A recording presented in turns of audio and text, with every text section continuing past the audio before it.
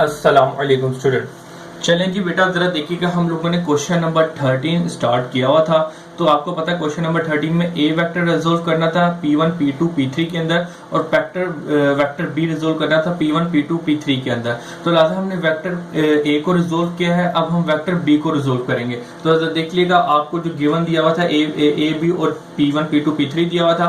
तो लिहाजा required answer क्या था, ए वेक्टर को रिजोल्व करने के लिए ये कंडीशन बनेगी और बी वेक्टर को रिजोल्व करने के लिए ये कंडीशन बनेगी। तो लिहाजा पिछले पार्ट में यानी कि अभी जो हमने किया है कि एक वेक्टर को जिस तरीके से रिजोल्व किया है उसी तरीके से बी वेक्टर को रिजोल्व करेंगे। तो लिहाजा ये बिल्कुल उसी के जैसा था, तो लिहाजा मैंने इसको पहले से ऑलरेडी लिख के रख लिया है। अगर आपको कोई कंफ्यूजन है तो आप जरा देख लेगा, आपकी उम्मीद है कि सारी कंफ्यूजन क्लियर हो जाएगी। तो ठीक है बेटा, तो अब हम लोगों ने स्टार्ट करना है पार्ट नंबर बी से, यानी कि पार्ट नंबर ए हमने पहले कर लिया, पार्ट नंबर बी करेंगे, यानी कि to resolve a vector B in the direction of a vector P1 P2 P3 by using this method, यानी कि b is equal to x P1 P2 multiply by y और z multiply हो रहा है P3 से। सही है बेटा। अब हम इसमें क्या करेंगे, बी वेक्टर हमें दिया हुआ था, P1 वेक्टर दिया था, P3 वेक्टर दिया था, P2 वेक्टर, P3 वेक्टर दिया हुआ था, और x y और z सिंपल लिखे हैं। हम क्या करते हैं, x को मल्टीप्लाई कर दिया इन तीनों से, y इन तीनों से मल्टीप्लाई है, z इन तीनों से मल्टीप्लाई किया, तो मेरे पास ये आ गया। अब अगले स्टेप में मैंने क्या किया है कि i j j और k को एक साथ लिख दिया। तो देखिए, इसमें भी आई, इसमें भी आई, इसमें भी आई,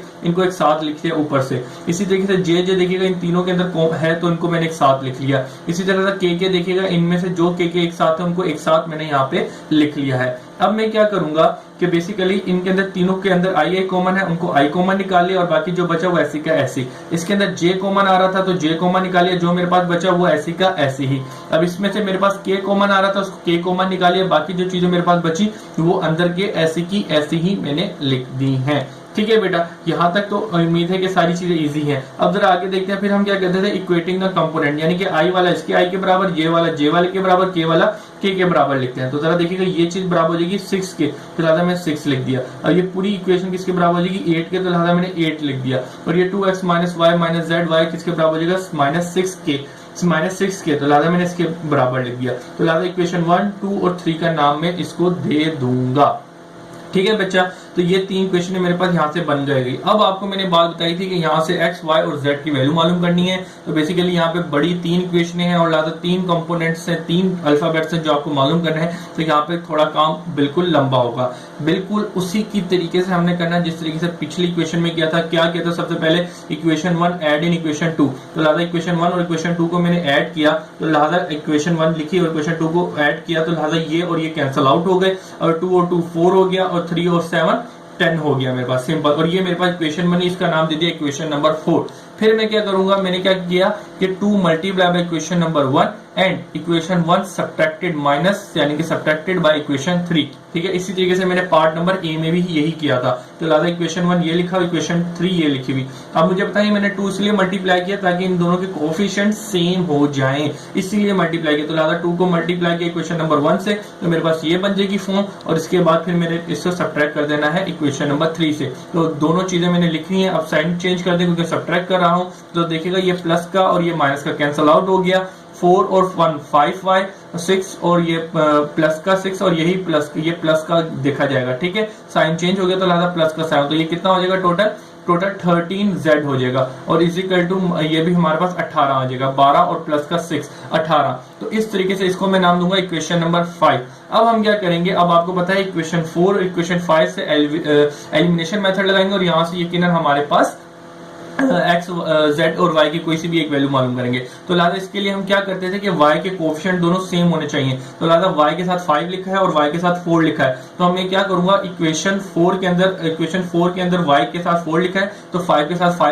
4 मल्टीप्लाई कर दूंगा, और इक्वेशन 5 में y के साथ 5 लिखा हुआ है तो वो मल्टीप्लाई कर दूंगा इक्वेशन 4 से। तो लिहाजा मैंने क्या लिखा है, 5 multiply equation 4 and 4 multiply by equation 5। Basically इनके अपोजिट ये लिखे हुए मैंने, इनसे मल्टीप्लाई किया, और फिर क्या किया, सब्ट्रैक्टेड बोथ इक्वेशन, तो एंड में बोथ इक्वेशन को सब्ट्रैक्ट कर देना है। तो लिहाजा मल्टीप्लाई किया, इसको इससे मल्टीप्लाई करने के बाद मेरे पास ये इक्वेशन बन रही हैं 4 और 5 को। ठीक है बेटा, ये मेरे पास 4 इक्वेशन है और ये मेरे पास 5 इक्वेशन है, आप देख लीजिएगा। तो लिहाजा मैंने सब्ट्रैक्ट करना, तो ये प्लस का और ये माइनस का कैंसिल आउट हो गया, और ये प्लस का 52 है देखिएगा ये प्लस का 50z और ये प्लस है तो बीच में ये साइन चेंज हुआ तो ये माइनस का है, ठीक है बेटा।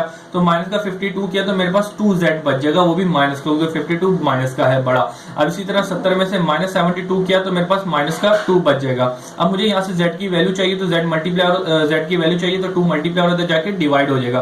तो लिहाजा -2 से डिवाइड किया -2 ही डिवाइड हो जाएगा। तो लिहाजा ये और ये कटा तो मेरे पास 1 आ गया, तो z की वैल्यू मेरे पास क्या बन गई 1, ठीक है बेटा। अब मैं क्या करता था, put the value of z in equation 4। Equation 4 के अंदर मैं z की वैल्यू पुट करूंगा तो यहाँ से मेरे पास y की वैल्यू आ जाएगी। तो जरा देखिएगा इक्वेशन 4 मैंने लिखा है और इक्वेशन 4 ये मेरे पास लिखी हुई। तो 4y + 10z = 40। तो एज इट इज मैंने इक्वेशन 4 लिख ली है। अब मैंने z की वैल्यू पुट करी जो मेरे पास 1 आई थी, जरा देखिएगा z की वैल्यू पुट कर दी। अब इसका आगे सोल्यूशन मैं करता हूं यहाँ पर।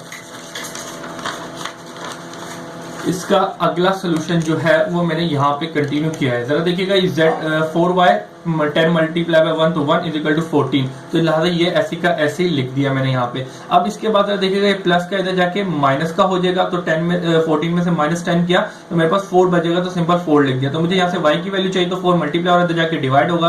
तो 4 से 4 मैंने डिवाइड किया तो मेरे पास 1 बचा, तो y की वैल्यू 4 आ गई। अब मैं क्या करता था लास्ट में, जिस तरीके से मैंने पार्ट नंबर 1 यानी कि a के वेक्टर में रिजोल्व करते हुए किया था उसी तरीके से b में भी करूंगा कि put the value of z and y in equation 1। तो इक्वेशन 1 मैंने क्या निकाली हुई थी, इक्वेशन 1 ये जो थी, सबसे पहले इसको मैंने एज इट इज यहाँ पे लिख लिया है। अब इसके अंदर y और z की वैल्यू पुट करूंगा और अपना x की वैल्यू निकाल लूंगा। तो y की वैल्यू और z वैल्यू की वैल्यू दोनों मेरे पास 1 1 थी, तो लिहाजा मैंने 1 1 लिख दिया। 2 1 2 और 3 1 3